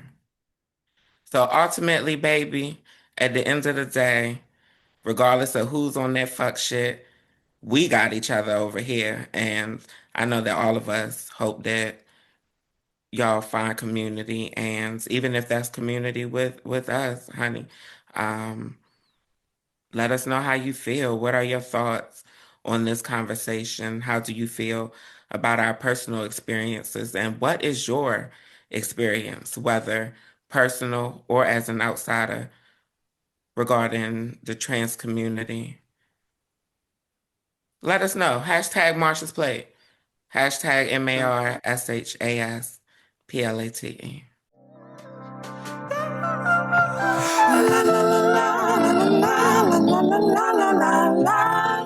So the conversation yesterday I thought was interesting. Um, One of the things that came up, some of it we just got to be talking about too. But I think our conversation was, has not. I'm not gonna say the conversation had more depth. It just added to the conversation yesterday. I think we definitely touched on some things that weren't touched on there, and added some more nuance to that conversation. Because there's a lot of nuance. There is no all the trans people. It's you know we do have institutional member. We do have a history around organizing and organizations on a national level and on local levels. And there are some places where some of that work is archived. And one of those places is the Trans Griot website by Auntie Monica Roberts, who passed away in what, 2020? She passed in 20. What year did she pass, Diamond? 2020. 2020, yeah, she passed in 2020. And I was thinking about the conversation yesterday, and so a couple times people were like, "Where y'all at? Y'all don't really be doing nothing." Kind of came up around when it comes to Black trans men, which I know is false. I know most of you all know that is false. Folks have been around the work around trans folks in our community for a very long time, from the beginning. regardless if people had access to hormones or not, or surgery or not, at the same rate as our trans sisters. We have, transitioning medically or surgically does not make one a trans person. So that's just one way you can transition. You are who you are. Um, but I went into the Trans Griot website. I was like, let me just put in trans men. Let me just put in trans masculine people. Let me put in black trans masculine people. Because I know there's a lot of history. And I think a lot of times folks don't take the time to look to see the history and the work that trans masculine people have done, particularly black trans masculine people have done in our communities, um, around the country and around the world. And so it was really cool to look to her archive, and it starts at listening to Monica Roberts. Um, she says, "My heart swells with pride when I see you stepping up to take leadership role." And this is from 2013. She says, "My heart swells with pride when I see you stepping up to take leadership roles inside and outside of our communities, organizing conferences and founding orgs, telling it like it is, or TIS, about the issues that impact us, come up with innovative, out of the box thinking to solve vexing issues, and see you being loving fathers to your kids and faithful to your significant others. I'm also heartened to see that your choices for significant others sometimes includes your trans sisters. So yeah, I hope you can tell I'm exceedingly proud of you, handsome brothers, who are defining manhood on your own terms, and I hope my trans sisters are co-signing my sentiments that I'm writing here. It's past time that you added your much-needed voices to the far too one-sided conversation at times about trans masculinity. Well, I'm happy that we are in the second decade of the 21st century doing more work together to uplift our own trans peeps in the African American community. We definitely have room for improvement to ensure that the positive trajectory continues. We need more dialogue and frank conversations about the issues that are of mutual importance to us. I have been frustrated, like you have, about the lack of visibility and publicity for your leadership and good works. I know I'm willing to do my part to change that. In conclusion, know that I have mad love for you. I have the utmost confidence that you, my Black trans brothers, will continue on the path of doing amazing things, not only for yourselves, but for our community as a whole. And yeah, it goes without saying that you will look good at it, look good while doing it. So, doing so. Um, and I wanted to pull those two out because I was like, let me just look at some of her articles, and I just put in like Black trans men, and it was obviously she has a lot of articles, and there's a lot there, right? There's a lot of people who have been doing stuff, and a lot of that stuff, I think post 2022 is kind of like for a lot of folks too. Like folks have been doing the work, and we got an archive that you can go to and check it out there. But her saying that shit about the dynamic between white trans women and white trans men, I thought was interesting. And her saying like, "Yo, y'all are relative. Y'all not getting, credit where credit is due." And this was in, 2013. I think that is, and the other article is 2008, and that's the era that I came up in and where I was a baby. And so I think that it speaks to part of the reason why I get so perplexed by the shit, because it's so vastly different than what this quote unquote work used to look like. You know what I'm saying? Before it was like way more money and shit. Like it definitely was way more like just regular ass conversations. Like, you know what I'm saying? Like we weren't all getting paid though. You know what I'm saying? There weren't as many grants, there weren't as many, things, but like, they're definitely anyway, but with that, my conversation is gonna be like, why do you think this has changed and what can we do to get back to it? Because these are from over 10 years ago, both of these, and speaking to some of the stuff that we're talking about today. I love my sister Monica. Um, and being that I was in her life around this time and remember what was going on, I personally think that this was one of her pick me moments. Oh, Jesus. About the letter. Yes, Yeah, I thought the letter was a little weird too. it's There's some not weird. I think it's beautiful. I, No, I I don't want to think call it weird. okay, maybe not weird, but all I'm gonna say is I thought the letter was interesting. I pulled it out. There's some other ones I could have pulled out, which I could do, but I just thought it'd be easier to do it that way, and then just link other articles about other trans guys and the work that they've been doing over the years to folks. Because I can get a little uh doing too much. So Yeah. so I just picked those two in particular just because it was easy and clear and concise. Who are they? Monica is of a certain age, of a certain ilk of black woman, and sometimes she can lay her pick me on thick and don't always want to hold people accountable.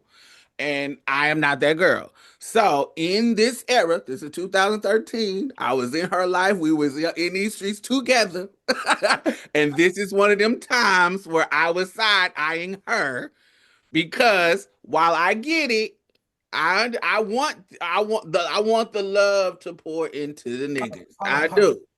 I want the love. I think she, like a lot of people, were like Carter. Like a lot of people were taking Carter seriously when they shouldn't have been taking Carter seriously and putting him in the same vein as folks who were also doing this work for a minute and knew what the fuck they were talking about. And Carter was not one of those people. 1000%. And I feel very comfortable saying that. He was not one of those people. And there was a lot of pushback. The motherfuckers was trying to help him get his shit together and organize to do that shit more fucking efficiently. And he was not trying to hear that shit because it was about that coin. You get what I'm saying? And the shit is fucked up. But what I'm also saying is that I don't want to center a conversation based off one nigga when there's so much other shit happening. And I think that's where the shit that's again where the shit gets a little weird because what she's speaking to is not just Carter and his fuck shit. What she's speaking to is Carter, Kyler, some other folks, Lewis, some other people, Marcel Cook Daniels, speaking to Lou Sullivan. She's speaking to all these other fucking people who have been doing this work. That's her context and her worldview on that comment. And we're both kind of a bridge between that era and this era. And so all I'm saying is for folks that come in that era, I'm one of the people that come out of that era. I don't know what the fuck y'all be talking about sometimes. You know what I'm saying? And we shouldn't project that onto. I'm about to get this water, but I'm just saying outside of this topic, like projecting that on the people, expecting them to know what you're talking about. They don't always know what the fuck you're talking about. They just don't, because they talking about some other shit because they came out the policy era, not the this money is coming in for a lot of people to provide these direct services, particularly during COVID and after COVID. Like that's a whole different conversation. And the truth for all of this shit is in the fucking nuance for all of it. You know what I'm saying? So like I just don't want to talk about the shit that era as if we're talking about the same shit because we're definitely not talking about the same shit. We talking about $1 million difference worth of shit. You know what I'm saying? Real talk.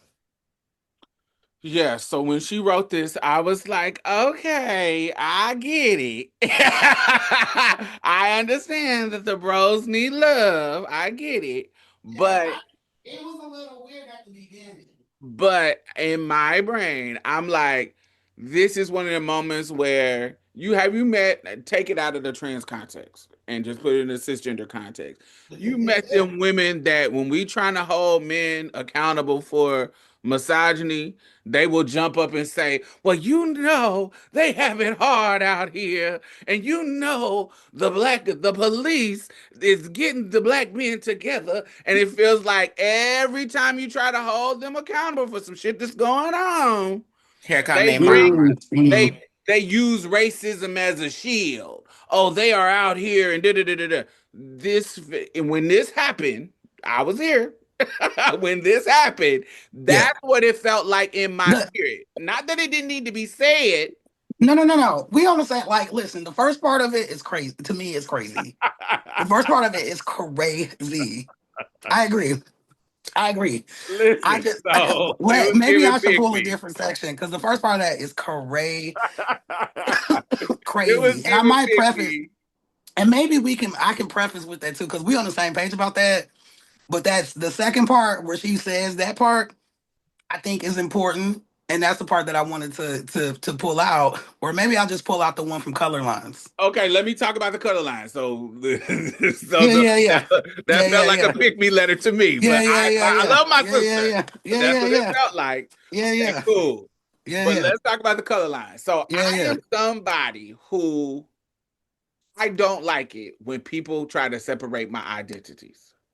That's just me. I understand other people doing it, but when people say I'm black first, or I'm trans first, or I'm this first, or I don't like that. When I come in the room, I come in with all my shit, all my things.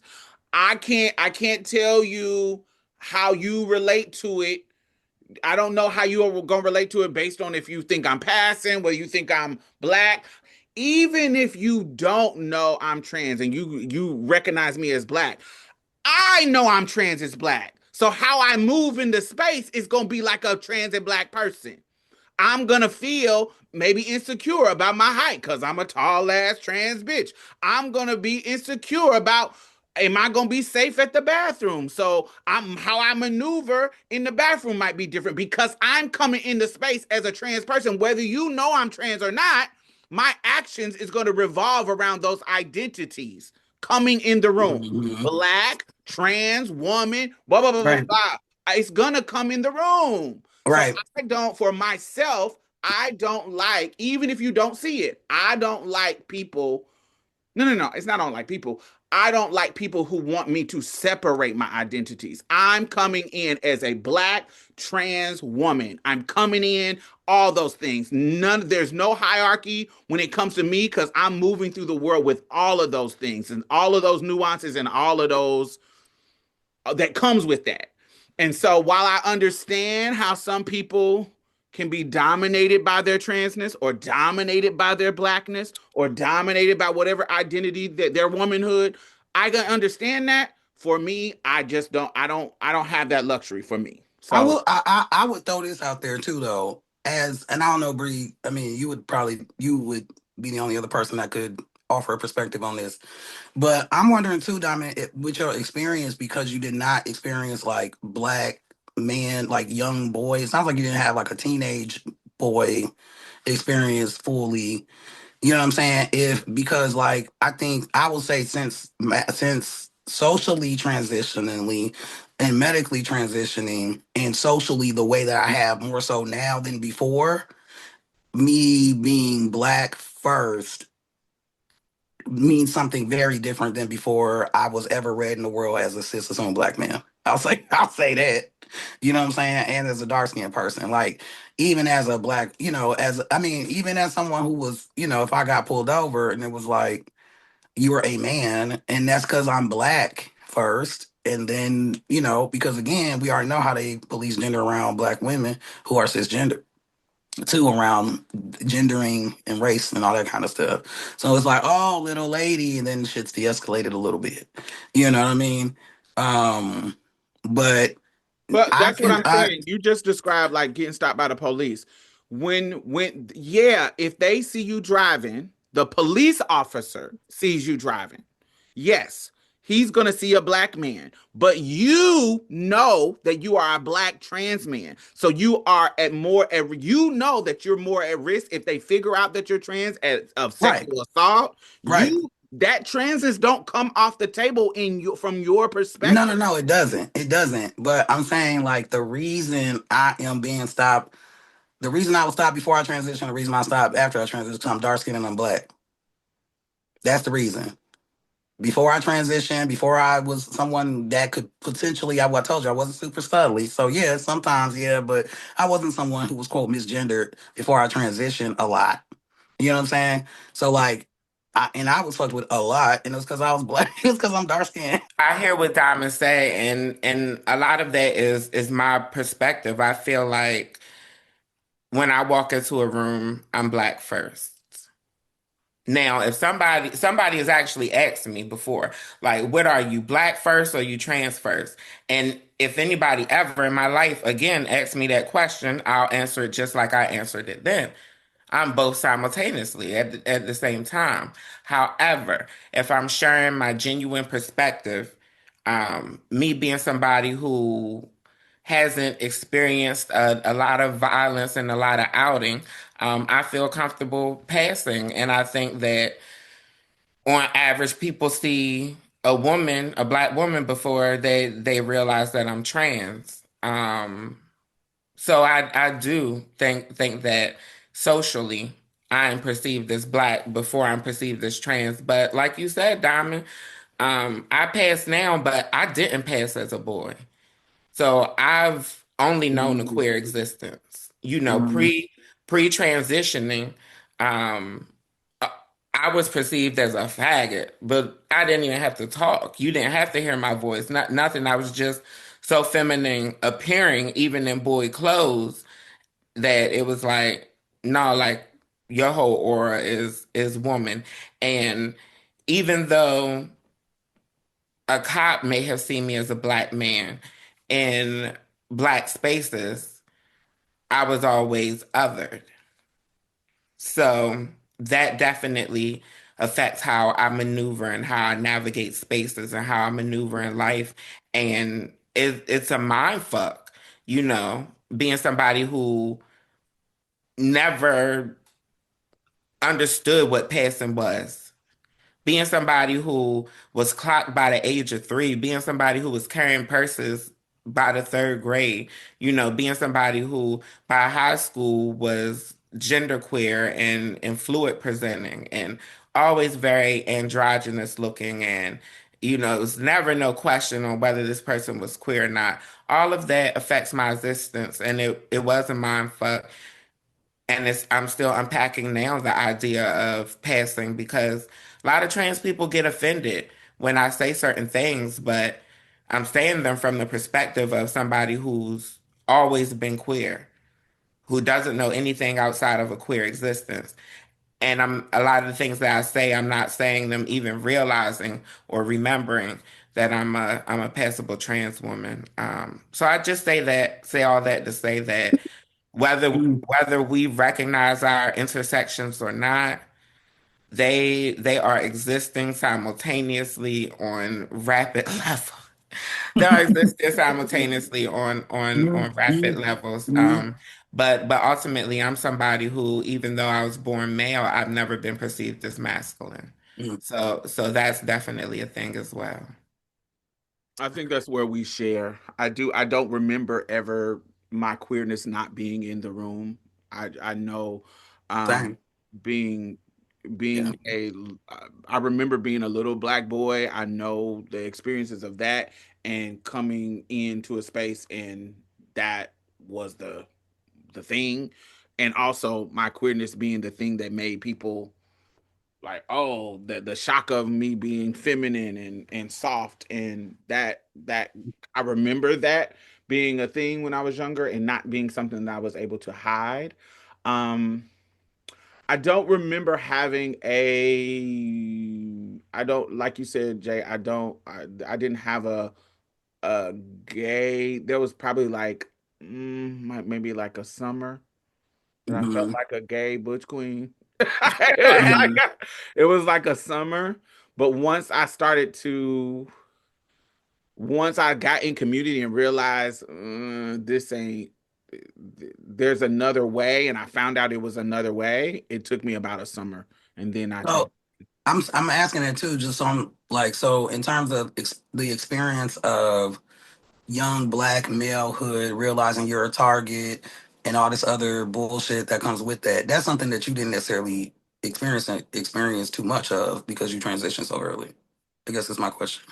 Yes, I experienced it, but not as a teenager, but as a little kid being Yeah, harassed that's what I'm by saying. cops. As a teenager, when the world is saying you're becoming a man versus a Yeah, child. no. I didn't experience as a teenager, but as a little boy being harassed by cops, yes. As a little, um, people thinking I'm stealing at a store as a little boy. Um, yeah, I've experienced that, but not as a teenager at all because I had already transitioned. Hmm. So yes. Okay. Yeah. I Yeah. do. I think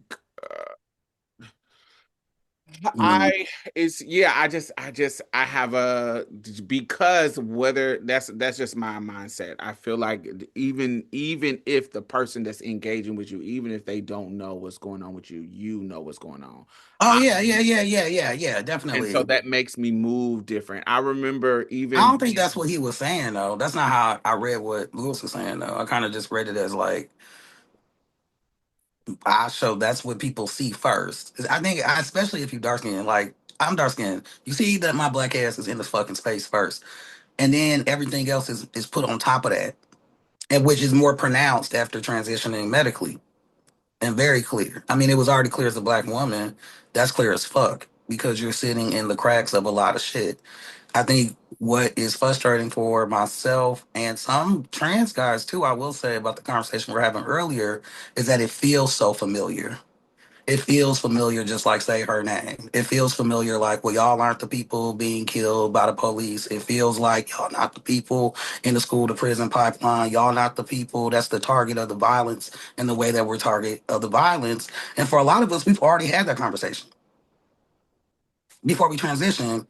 And it's like, if you can understand that in that context, I don't understand how people sometimes can't understand that in the context once somebody transition, because we're dealing with very similar dynamics. It's not the same shit, but it's similar dynamics in terms of the world and how the world is treating us, and then people carrying the same shit that's not being recognized and the stress from that, and we know that that kills black women, and then you carrying all this shit from being a black woman, and now you look like a black man to a lot of people. And now you're a fucking target and don't ain't prepared for that shit. And it's like, so the fuck what? Which is crazy. Not saying you I saying mean, that, but a lot of times it feel like it's like, so the fuck what? Because we just still, and it's like, but if you're actually a black feminist, if you really are a black feminist, I don't understand how you can understand, you support black trans people and you support black women, but if black girl magic girl transitions and takes some hormones and then has a beard, now you don't care about her and her well-being and you are no longer invested. That don't make but sense to me. Either you give a fuck or you don't. Okay? That's the bottom fucking line. You give a fuck or you don't. If you care about black women, you should give a fuck about black trans men.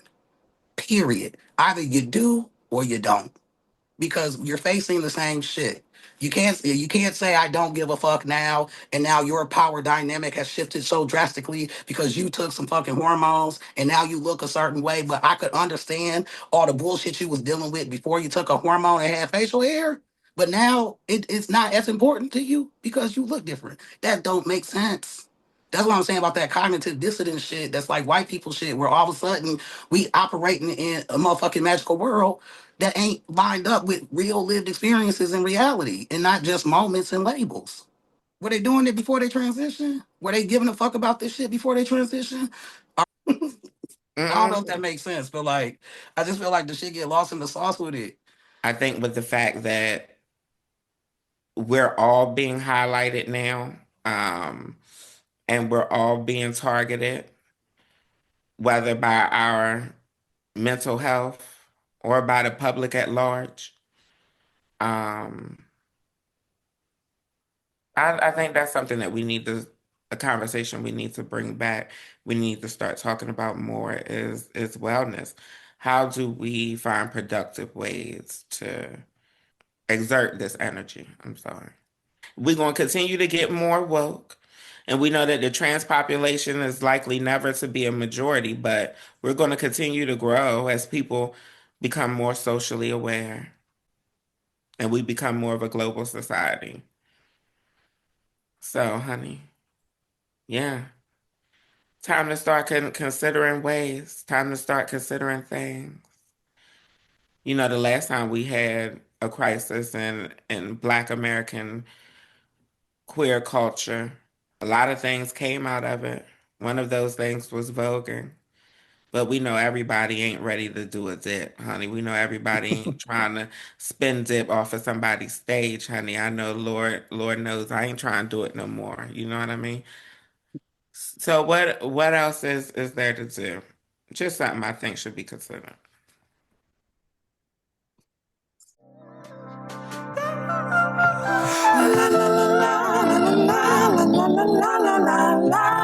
One of the things I came across was an article that actually wasn't from her website, but that was done with Color Lines magazine back in 2008, and it was actually focused on Uncle Lewis Mitchell, and it was titled "Becoming a Black Man." But towards the end of the article, one of the things that came up was, I'm going to read it. She said, she says, there's a level of animosity between, and this was written in 2008. She said, there's a level of animosity between trans women and men and the white community that doesn't exist to the same degree in the black community. Excuse me. Some of that is due to the fact that white trans women are often dealing with a loss of power in public life, while white trans men are coming to positions of power and all its ensuing emotions and consequences. Is different for black transsexuals, Robert says. There's a lot of information sharing. They, black trans men, can talk to us about being women, and we can talk to them about driving while black. At the end of the day, Roberts also says, quote, people don't see me as a trans woman, they see me as black. And that's the thing that people notice. The bottom line is we're black first. Lewis Mitchell concurs. More than I'm a trans man, I'm a black man. Many of the things I see in the world and many of the things that I respond to in the world have more to do with how I'm treated as a black man rather than how I'm treated as a trans man. I am not here to debate that question, but what I thought was interesting ooh, is her saying, like, oh, I see this a lot amongst white trans folks, right? White trans women and white trans men, and definitely see more of a sharing information amongst each other when it comes to, black trans men and trans women. I'm sure she would include non-binary folks in today's language, right? Um, and 2008 is what is this? That's almost like 20 years ago, right? That's like 18 years ago at this point. Um, And I'm sure in the context of what she's sharing too, just to put some more context on it, pre-digital, digital people, at least in my experience during that era, it was still a lot of message boards, a lot of you didn't really see anybody until you went to a conference versus I can see someone online in a chat and things like that in the way that we can communicate today. So what it meant to get together with people meant something different. I just want to name that too. Because the technology was different. It definitely was a shift in technology, which we can be closer together, which is great today. Um, but which I think might have contributed to like some of the type of conversations people were having too, because people weren't around each other, did not have access to each other in the same way we have access to each other today. But my question for you two in the audience is, it just stood out to me, and it definitely is in alignment with some of my personal experience around specifically around like policy work in our community and being a baby in those spaces back in the day. It definitely felt like it was just more chill, more sharing information, more, it didn't feel as much tension. I did not feel that way. I will say that. What do you think, how do you think we can be better at sharing information with each other to support each other as a community? Y'all know, honey, I live my life based on cliches, honey. We've been given one mouth and two ears. I think we need to remember, especially with us who are talking heads and public voices, we need to remember that we need to listen more than we speak. If we talk about something, we need to be 10 times more aware of it than we actually discuss it publicly. What about you, Diamond? I mean, in your situation, it would be definitely a lot different, Diamond. Like insight on, on your mostly gathered maybe before you transition for transmasculine people and vice versa. Like, is there things that you think would be helpful, advice, information to share that would be helpful Um, for people as they navigate their transition that they might not be aware of because they weren't socialized and raised, which you weren't mostly either, as boys or men to be men and get the tools and and have those experiences and see that happening from older people and just the thing that kind of happens in culture, which are the things that happen when you don't have to think about it, that just happen, to learn how you learn about being a person in the world who is assigned male at birth or perceived as such. um yeah, I don't think because I there's can stuff give that, you. yeah. I don't think I would be able to give tips on that in particular. Um, I can give you information with some nuance. That's what I say. It ain't gonna be exactly like my brother would be able to give to you or my mom. Right. Because I still engage with men and Mhm. I still I know what I was being reared to do. Mhm. because I did transition at 13. So from 1 to Yeah. 13, they were still trying to push me in that direction. So there is a level that I can talk about, but I would never put myself in a position to give advice in that way. It would be really, really specific where I'm like, this is what I think, and you can take it or leave it. I But mean, because I mean, because the question, is kind of coming from thinking about the article, how she was just giving that example around, some of the black trans men will share their experiences about navigating certain things as a black woman, and we would sometimes share our experiences around navigating some of the challenges you navigate as being read as a cis black man around driving while black, or, just like because you can read about it. I'm gonna tell you this: you can read about it all you want to as a person who's assigned female at birth and navigating read as a cis black woman. But until your ass is read as a cis black man, it's a whole different fucking ball game that you are not prepared for. You're prepared if you got prepared. I know I was prepared to move it as a black woman and them same things, and I've said it before, and this is where I'm saying sometimes I think folks aren't looking at us as trans men but as cis men, because of the way we look and not giving a fuck about our experiences that we have lived that are shaping who we are as the trans people we are. If you've been socialized and taught you got to fight for your space to speak up because you've been told that you're supposed to defer to fucking men, that you're supposed to step aside and so you used to having to speak louder. You're used to having to kind of fight, just like you're saying, because black women face these things. Yes, we know. You know what I'm saying? So even though we look different, our brain is still wired that way. And then we're facing the similar type of conversations with a brain that's wired this way that we're still having to socially move. You know what I'm saying? But if I'm with all trans people, then that should be understood. And I get it. My only pushback is, in my advice, yeah, is just we listen. the nuance. Yeah, The nuance is right. I know black women Yeah, who were raised to think some negative shit about trans women. And so if you absolutely. come from that and you transition, you can still hold some of that trans misogyny that make you treat us a different way, that make Hmm. you treat us in a negative way. And so if you have those kind of turfy Hmm. sensibilities coming from your black girlhood or black Hmm. womanhood, however, Hmm. whenever it came out, I need you to check that. Hmm. So, because I don't always have that same kumbaya experience. Ooh, yes. Is there? I mean, when I met Lewis, it was a whole a burst of what the fuck is going on of of just whoa. Like Lewis is a ocean of information, an ocean of thought, of depth. He was a different kind of trans man, but I also have met trans men. I'm like, oh, I know that you're a turf. I Hmm. know Hmm. that you are mimicking toxic masculinity in a way that makes you hate trans women because you hate Hmm. faggots, because you hate trans women, and you Hmm. don't think of us as trans women. You Hmm. think of us as faggots. And I can tell how you're engaging with me that you are a trans man that doesn't read me as a woman. You read me as just a souped up faggot because when you Hmm. were a black girl or a black woman, you had that mentality and you Hmm. still do. You went from black lesbian who don't like Hmm. trans women and don't consider trans Hmm. women to now a trans man.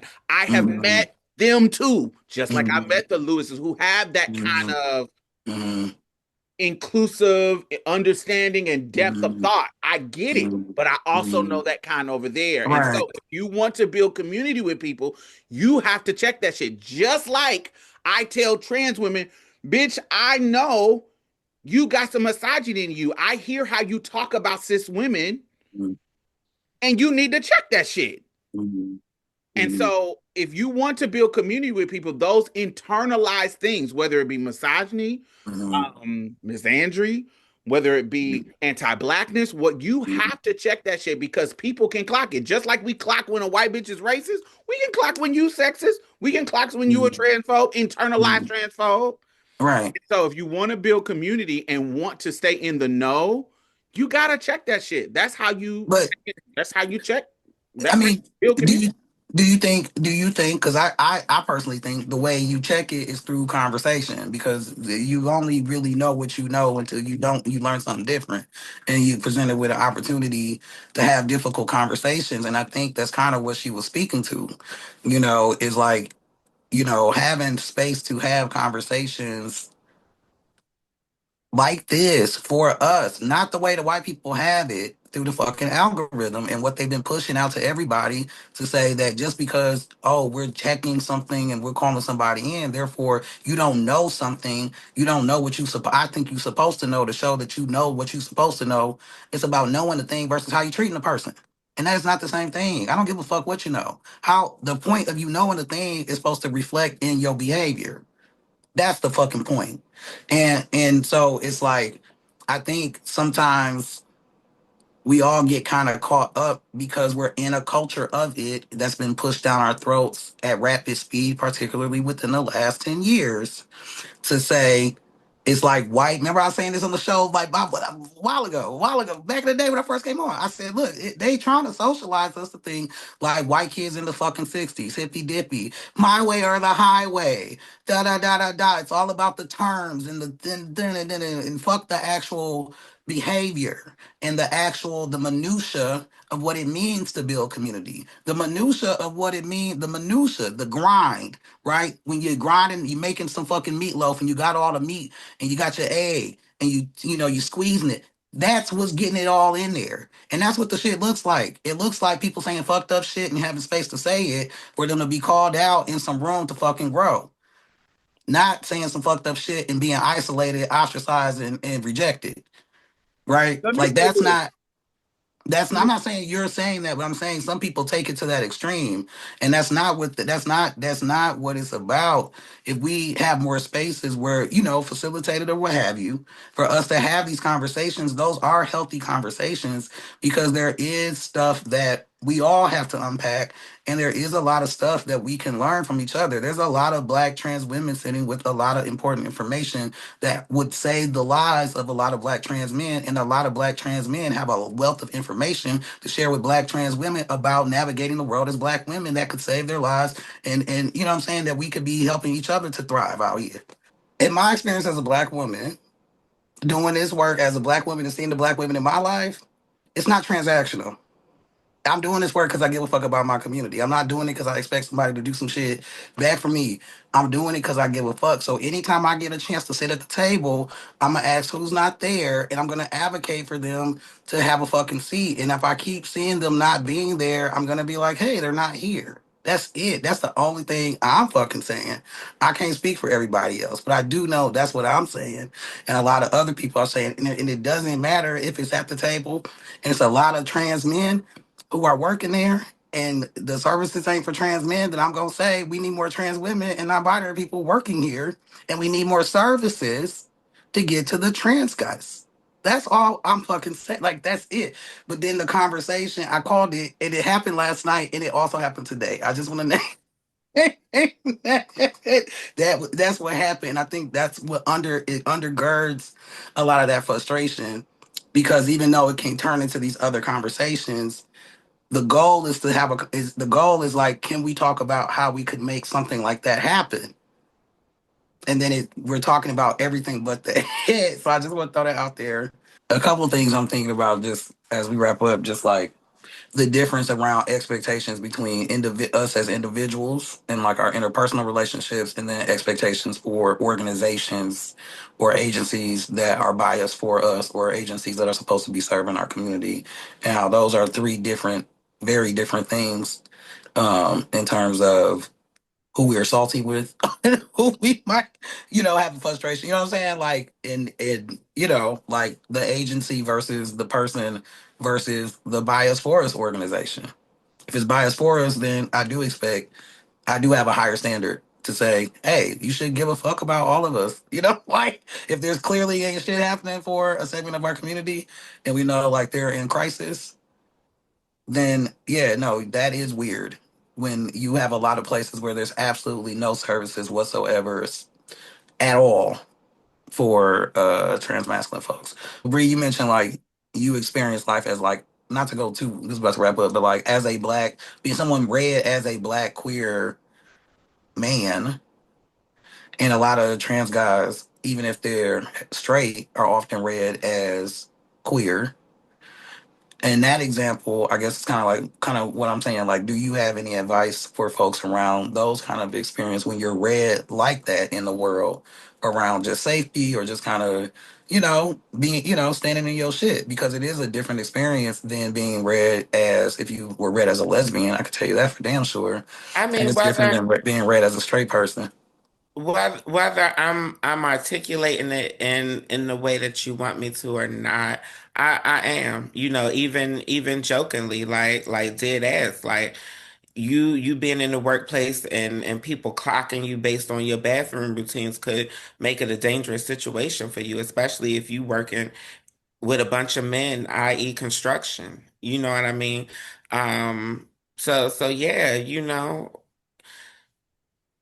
use use your queerness to it's easier said than done, but I suggest that people use their queerness to their advantage. The biggest advantage is, you know, it is I saw it as a way for me to weed out bullshit people. Like with the fact that being perceived queer for most of my life, or being perceived as queer for all of my life pre-transition, um, I saw it as a way it weeded out the trash ass people. It Mm-hmm. weeded out the trash ass niggas. It weeded out the trash ass cunts. It weeded out the trash everybody. The turfy lesbians, all that shit. But also I grew up, and while I always had these ideals of being aligned and in allyship with transness and queerness, as soon as I realized it was a thing, I never tried to separate myself from it. So the biggest advice that I give people, the people listening, is that remember that we all one and we supposed to be fighting together, honey. Mm-hmm. Divided we will fall. Mm-hmm. Well, let us know what you think. How can we learn from each other? How can we get to a space where we're sharing more with each other and learning from each other's experiences and help each other to thrive and to build, and so we can live our most fantabulous Black, queer, and trans lives? Or if you're not queer, just trans and straight, or whatever you get down with your sexuality. Let us know. Hit us up. Hashtag Marsha's Plate. Break it down. Spell it for them. You're going to get all the nuance on here, baby. Break it down for them, Brie.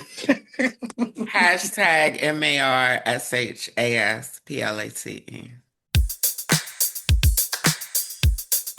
Gimme euphoria, more than peace of mind. It's the joy and space to change the tide. Gimme euphoria, more than peace of mind. It's the joy and space to change the tide. Gimme you. It's a feeling and a high you never come down from. Whoa. So, what is bringing y'all euphoria this week? You can I'll go go. first, Dan. I'm going to go. I took a staycation.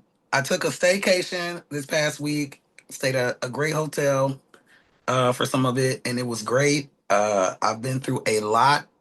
You all, our listeners, you too, obviously have experienced me when we have been recording, and I was exposed to toxic chemicals and would like kind of seize up almost.